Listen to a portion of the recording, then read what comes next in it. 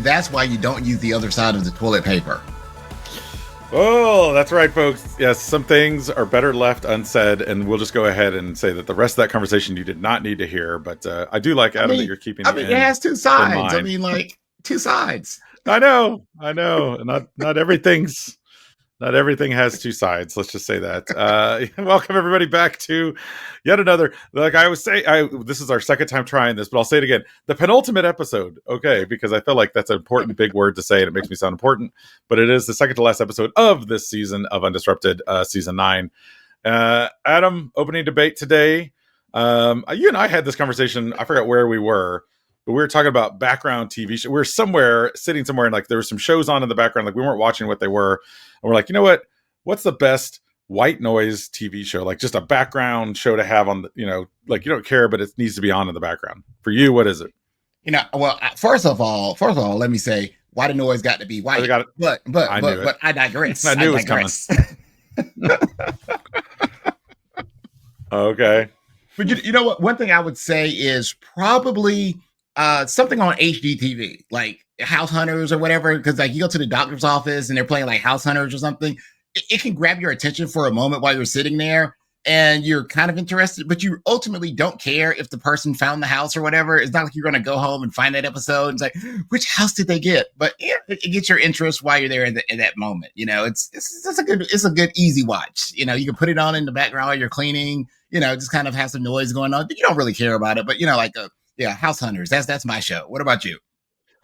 I tend to do like I do this weird thing whenever I travel and I go to different hotels is I'll pull up YouTube and then I go to the search part of YouTube and I want to see what people search for in that hotel room before me, which is just this weird like thing, and I'm always captivated by what it is. But inevitably what I end up doing is I put on like a live concert of some sort. So like I'll find a performance or a band that I like and I'll just say there's the hour and a half, not from someone's phone, but like recorded professionally at some place. Yeah. And I just kind of put that on in the background. When I'm doing work, I like to have music, but I also like to glance up every now and then. But it's not like you don't miss anything by not looking up at the show. So that's kind of my white noise show.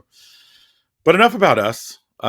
Because we have an important guest who also has to answer this question, and I don't know if he's prepared for it, but hopefully he's had enough time to think. What's the best white noise TV show? Background noise kind of show to have in the background. Welcoming up onto the podcast is Joey Wender. He is the executive director of School Health and Libraries Broadband. That's SHLB Coalition. Joey, welcome to the podcast, and tell us, what is your white noise show of choice? Well, I asked 100 people, and the survey said dude. Oh, well played. Oh, survey says. Oh, wait. Ding. Always entertaining. A really great way to wind down at the end of the night. Absolutely. That's a hard one to top. Yeah, because I know, something else that I'll also throw on, and this is going to date myself a little bit. I have on my Plex server, Looney Tunes, like the old Looney Tunes that I used to watch as a kid. And so I will just throw on the old episodes and have it playing in the background. I know it's rabbit season, duck season, rabbit season, duck season. But You know what? It just kind of goes in the background and it keeps me in a good mood. But that's something else that when I'm at home, I'll throw on in the background. Just old Merry Melodies, Looney Tunes. Yeah, enjoying that. Yeah. I always got to a point where I started rooting for the coyote. Did you ever get that point? You're like, come on, just get him. Come on, once. Just one time.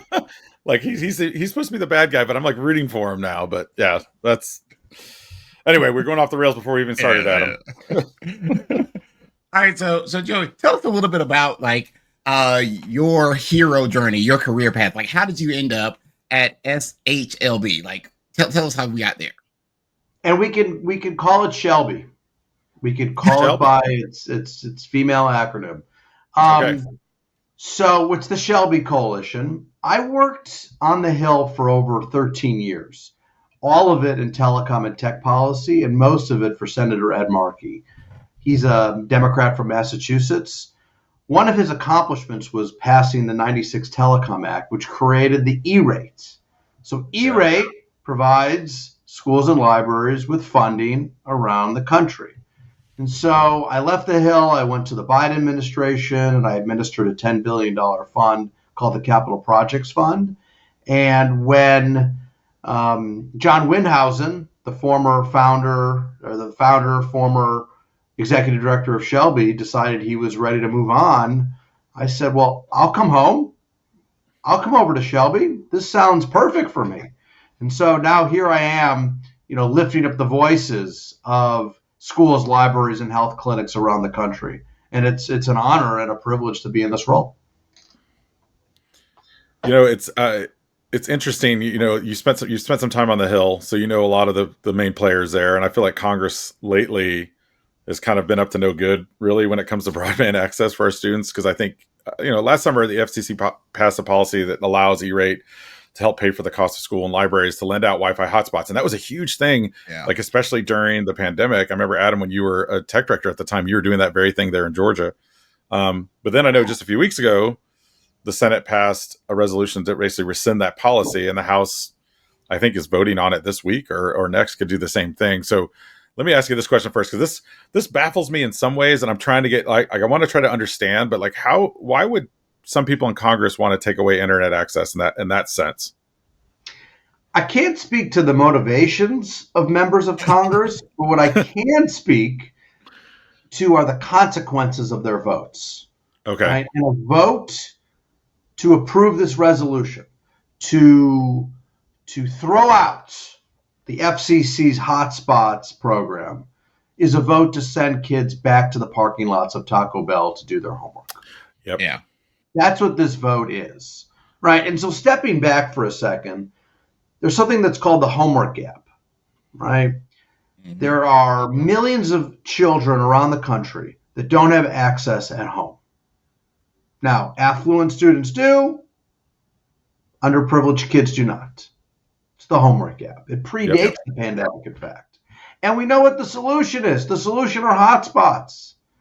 This is not complicated. We know the problem. We know the solution. And the FCC last year put in place a fiscally responsible, safe program to allow kids to do homework at home and to allow library patrons to take hotspots home, to access educational material, to apply to jobs.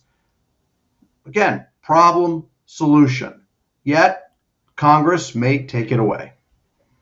I'm curious too, what do other countries do? I'm just curious. I've never thought about that. I'm very focused on the United States, but I wonder, what do other countries do for this? Or are there any other solutions out there that you've heard from other countries that are giving it or having access? I know New Zealand does some amazing things, and Sweden, but what have you heard? Well, look, there's a lot of countries in the world that have taken the lead, right, on ensuring that everybody has access and everyone has the ability to adopt at home. Mm-hmm. Now, here in this country, Congress, in fact, has done a lot of really good things over the last few years in order to ensure that we're continuing our leadership and pushing us in that direction towards that goal. Right, that's why the capital projects and the BEAD program were created, to make sure that every house and business has access. Right, that's why they passed the Digital Equity Act, to make sure that we're teaching the skills needed, right, to adopt. That's why Congress passed the Affordable Connectivity Program, to make sure everybody can afford to subscribe to the internet. So, notwithstanding what you just said, Congress has actually done a lot of really good things over the last years. Right? You heard it here first. You heard it here first. Congress is doing some really good things. Maybe I'm biased because I worked there for 13 years, but we were on a really good track, right? And now when you hear ACP, the affordability program, was not refunded. The digital equity program is attempting to be canceled by the administration. Congress is potentially taking away hotspots from children and library patrons. People are talking about slashing or doging the E-rates. Right? These are steps in the wrong direction. Yeah, it's kind of like using the other side of the toilet tissue. I mean, it's not a good idea. Hey, thank you for bringing that back up. I just got that out of my head. I mean, if you do, you end up with crap all on your hands. I mean, that's literally what they're doing right now. You see how I did that, folks? Please tell me that's not the title of this episode. The other side of the tissue with Joey Wender. He's probably like, what did I just walk into? Let me ask you this, Joey. So with them rolling back the E-rate support for Wi-Fi hotspots right now, what strategies can schools, libraries do to continue to support students and patrons that are relying on these devices for connectivity outside of their traditional buildings? Sure. Well, the first thing is the House has not voted on this yet. The vote is planned and scheduled for sometime later in June. And so the time now is for advocacy and education. Schools and libraries and really any constituent should be contacting their member of Congress and telling them, vote no on the CRA hotspot resolution. We have a chance of defeating this and winning and preserving the program. So the fight is on and we're continuing it. Yeah, because the one thing about this program, it's one of those things where it lifts everybody up. It gets more people connected. Because I personally think about how people use teletherapy or telehealth to contact their doctors now. I know I'm not even going to go through the whole Medicaid, Medicare conversation, but I know personally I've been able to get on my cell phone and talk to my doctor. And something's wrong with my eye and I'm holding the phone up and able to see that. But if you don't have connectivity or poor connectivity, which we had to deal with at some point today with our recording, it can make things a little challenging, especially when it could be a situation of life or death. Yes. And that is what is so frustrating about these efforts to roll things back. Right. There's nothing, what we're talking about here, hotspots, telemedicine, all right? These are not wild, innovative, radical things anymore. It's 2025. Yeah. This is basic stuff. You cannot apply to a job using paper anymore. No, you can't. You can go to a doctor via the internet. You don't have to drive, for some people in rural areas, hundreds of miles. Or if you think about a school, I love telling the story of my third grader. He takes standardized tests and most testing online. Yep. You guys are, well, I won't say you're old, but you're older than my son, as I'm older than my son. Right? And we all use Scantron. Remember we did us the PTSDs. Thank you. Oh my God. Well, the thing is about testing today, using the internet not only lets you have a more interactive experience on the test, you could test more things as opposed to just, what's off the page. But on the second piece, you can get an individualized learning report on each student. It used to be you just got a score and it was, how is Joey compared to Carl? How does he compare to Adam? Well, now it could identify Sam, my son, right? He's struggling with this aspect of math or this aspect of reading or this aspect of spelling. This is what schools use, right? Around the country. So why would we be moving back? It makes no sense. And the other side of that is, I think, we've also seen, obviously the proliferation of AI in schools, and then there's a bill right now to remove a 10-year moratorium on regulations around AI, which is baffling to me. But that's another gap. So you talked about the homework gap, and now all of a sudden you're saying if we don't there's certain kids, certain communities that may not have access, they're also not going to have access to that, which a lot of people are identifying that's the future, right? Where it's going to be a part, it already is a part of all of our workplaces, doing even some of the things you just talked about, like the back end analytics of how a kid does on a test.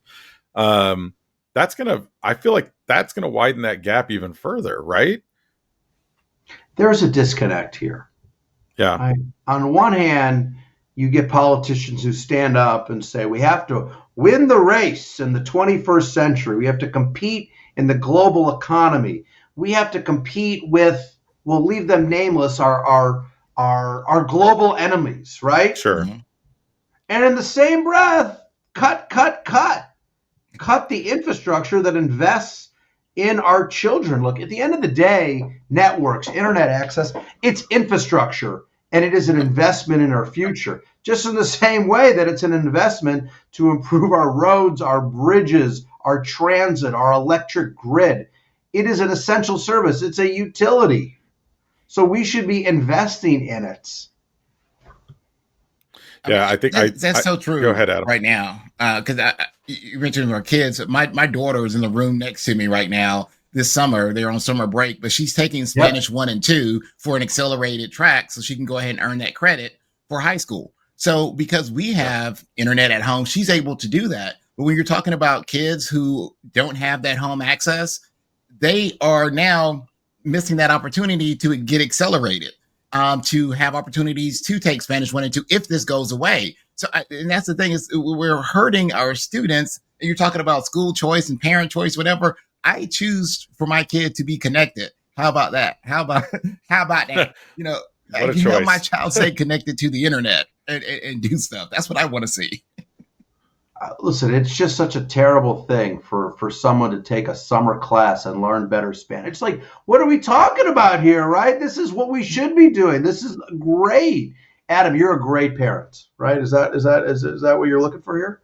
Yeah. Something like that, yeah. That's exactly. I mean, geez. You know what's interesting, though? And I think this is, and I'd be curious, Joey, what you've heard on this front, because I think, I mean, this legislation still, like you said, there's hope that we can mobilize and get it to stop before it goes forward. But beyond that, is there any strategies you've heard of where local communities have kind of gotten together to help expand broadband efforts? Is there some other, I'm thinking, is there a commercial connection? Like, can you tie into local businesses or something? I mean, other than what you just mentioned, like sitting in the Taco Bell parking lot, which I mean, I know kids in our community that do that. It still have to do that sometimes. So what have you heard that's like a good strategy? Sure. Kind of mobilize? I mean, first of all, there are so many creative solutions out there. And what I've learned in my role at SHLB and even previous to it is that there's a lot of towns, communities, and states that are not waiting on federal dollars. They're doing it themselves, right? Either with state or local money, or is exactly what you're saying, Carl, forging public-private partnerships. There are so many innovative ways, whether it's using unlicensed spectrum, CBRS, whether it's device manufacturers using and then finding refurbished devices on the cheap. I mean, there are so many ways to get this technology at an affordable price in people's hands. It's just that the federal money just makes it easier. And you could just have a greater expanse, or a greater reach, I should say. So let me ask you this. When we start talking about, at the end of the day, everybody who's in Congress, they work for us. So how can the everyday person have their voices heard? For our listeners out there, what's a call to action that you would ask everybody to do? How can they get in contact? How can they make their voices heard so they can ensure that the vote goes the way that it needs to go to support students? Call your congressman's office. Call your congressperson's office. Their phone numbers are online. Pick up the phone and say, I'm from X town, which is in your district.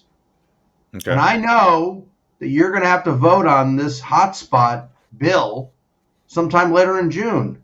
I urge you to vote no. It helps our community. That's it. Just make the call. Isn't it funny, though, that people sometimes get nervous making phone calls? It's like we've hit this generation now where, like, we just want to make a chatbot form. And it's interesting that still Congress, you can write a letter or an email, but you can also do a phone call. But you can write an email. Any one of these members, you can go to their website and it says fill out a form for sure. You could do that. And that's great too. That's the part I think that government 2.0, Adam, that's what we need to figure out next. Like, how do we, of course, if they're cutting stuff, and I don't know that we're going to innovate, like you're saying, Joey, it's like, let's keep going forward, bleeding edge. But no, at the same time, we're going to go backwards. But I was like, we need to have some way of like getting constituents pulled. There's a lot of laws in Texas that were passed this cycle that I know, based on polling at least, showed that the populace was kind of against a lot of the things, including the school voucher bill. But it's funny how we don't want to, maybe we don't necessarily want to know what our constituents think sometimes. But I love that you said that. Yeah, just rally, folks. There's ways to get in touch, and you don't have to go there, but you can, again, write a letter, write an email. I love that. one thing we do ask, Joey, of all of our guests as we wrap up our show is, you do a lot of work. You've got a lot going on in the space, and there's a lot of things that keep you kind of on your toes and probably keep you up at night too. What do you do to keep yourself kind of personally undisrupted, like kind of keep yourself, centered, as it were? That's a really hard question. I don't think I've ever been asked that on camera, and I probably should do more of it. I think we live in a world where there's so many distractions, and there are so many issues. Frankly, clearly, I live in DC. I'm a political person. I have to remind myself every day that I'm working on this thing, right? I'm over here in this lane. I'm working on access to the internet for schools, health, and libraries, right? That's where I'm at. And so a lot of it is just tuning everything else out, because I remind myself that I can have an impact right here, right? And then you think about all the people that you're benefiting, right? Like Adam, going back to your child, like awesome that she's, learning Spanish. But then you think about all the kids that don't have internet at home that would want to do that. They don't even have to be made to do that by their parent. They genuinely want to take classes and learn more. And I find my job is to enable that, right? Is to promote that opportunity for all those kids that live in lower income communities around the country. And so it's really just about being focused on the thing that I mean, essentially you focus on the things you can change or you can have an impact on. Well, Adam and I thank you for all your work. Joey, tell us a little bit more about SHLB. Where can we find out more about your organization? Sure, SHLB.org. We are a national mission-driven organization, as I've described, with the goal of bringing high-speed internet to anchor institutions and their communities. Look, at the end of the day, anchor institutions, I think, are the heartbeat of our communities. Schools, libraries, health clinics, it's where we gather, it's where we learn, and it's where we seek care. And so we're always looking for more people to be involved in SHLB. So just go to SHLB.org. Awesome. Thank you. And for our listeners out there, know that when this podcast is out, I mean, you're listening to the votes are happening or about to happen, because so make those phone calls, send those emails, send those letters. We want to make sure we still have broadband and access to all of our kids, because that's one thing that Adam and I have always been about, man. We want to make sure we have access, and those kids have the ability to do all the things. Go back to Game of Thrones and send ravens to each other for communication. Yeah, that's not going to work. I thought you were going to go somewhere else with toilet paper again, but I'm glad you didn't. Thank you. Yeah, I appreciate that. Yeah, I'll send the raven and say I need some more toilet paper in the bathroom. More toilet paper. Yeah, there we go. All right. Well, thank you for joining us. And for our listeners out there, be sure to subscribe and give us a review. We'd appreciate it. We might even give you a shout out on a future show. This has been the UnDisrupted Podcast, brought to you by All for Ed. He's Adam, and you can follow him at AskAdam3. And he's Carl, and you can follow him at Hooker Tech. And remember, ladies and gentlemen, boys and girls of all ages, we are better together. And we are better undisrupted.